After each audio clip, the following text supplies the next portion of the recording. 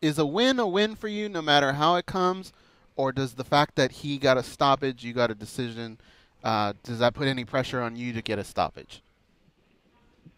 No, I mean, honestly, a win is a win, and I'd be perfectly happy with beating him up for 5 rounds or knocking him out in the first. So,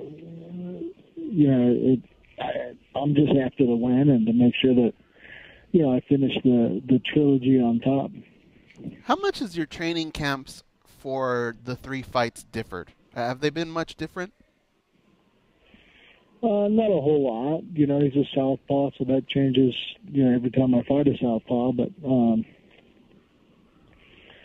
tactically, it's just about kind of honing the game plan and making sure I'm comfortable with it and executing it in practice. And then it's time to do it in the fight for real.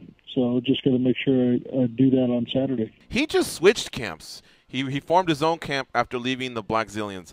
Do you read into that at all? Like, is there maybe some uncertainty on his side? Because he's coming off a loss and he changed things up. You've always been consistent, and, that's why you've reached these lofty status in the sport. Yeah, I think Vitor's done that his whole career, though. He's bounced around quite a bit, and, I don't think this is anything new to him to change camps. It doesn't mean he changes what he does.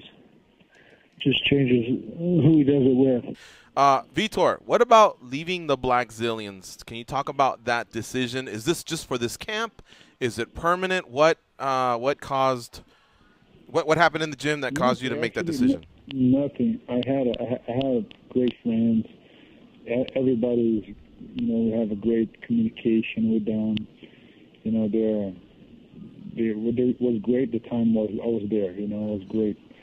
But now I have an office. It's OTB, so they open up private gym for me, and I just thought that it was time for me to make the step. And I left the team with peace, with joy, with no problem. It's just in life, some things had season. My season there.